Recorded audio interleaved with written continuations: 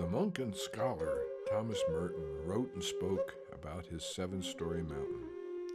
Snow White sang about the seven dwarfs.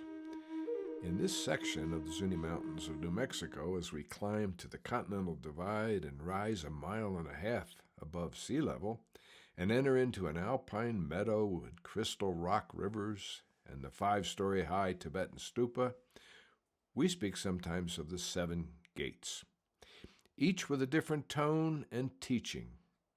And the rich history of these stories and these teachings and these metaphors can give an expansive delight to a 7-year-old, while equally nurturing the deepest lifelong quest of the 77-year-old.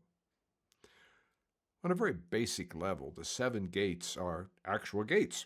They are cattle guards, and each with a gate next to it to allow the herds who are allowed to roam freely to pass from one gate to another.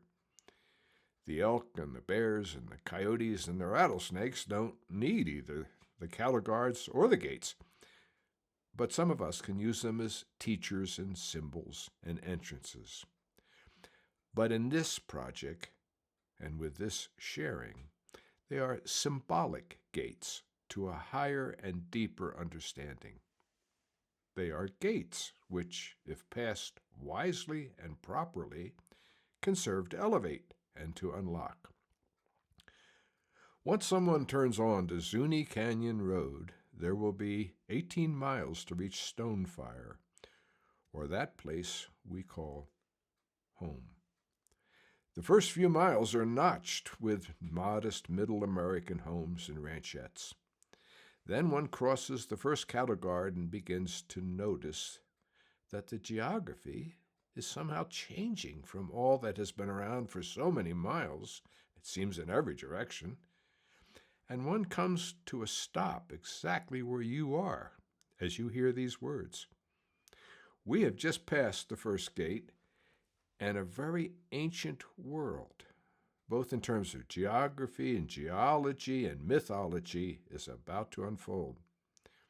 For the young at heart, these concepts and stories can be placed within the rocks.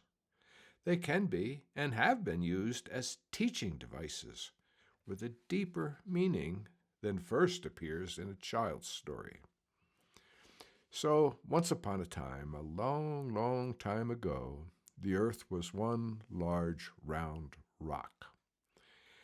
And that being we shall call uncle, but not father, came down and settled on the top of that cliff on our right, just ahead and just before we entered the canyon. Now Uncle looked around and saw that it was time for a new world and a new energy to begin.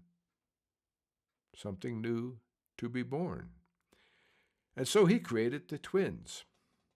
Some say that he who came from the sky married she who lived within the rock, and that is how the twins were born. Now, some stories will tell you that the twins were both boys, but the story as it was shared with me made it clear that the older one of the twins was a girl, and the younger one was a boy. The girl grew up to be known as Changing Woman, and she flowed up and down this canyon and all around the mountains and valleys, everything slowly but surely turning beautiful. Rocks were carved and boulders were moved, and trees spring up from nowhere, and flowers and grasses appear. And this was the work and the joy of Changing Woman.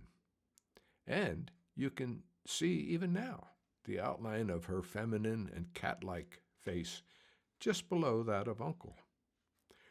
Her brother was known as Monster Slayer.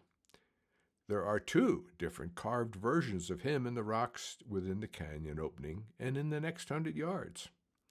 His face, like the eagle or hawk with a beak, is quite near to his sister, while his other form is more human with his battle helmet in place on his head. We'll show you all of this just ahead. Now, to bring life and beauty and care and artistry into this canyon, obviously Changing Woman was needed. But to be clear, Monster Slayer was also needed. On both sides of the Continental Divide and within these ancient Zuni Mountains lived 30 fire-breathing and rock-throwing gigantic monsters. They resented it and resisted what Changing Woman was doing, and they were determined to stop her.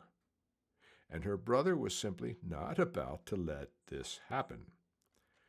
We shall hear more about this at the third gate.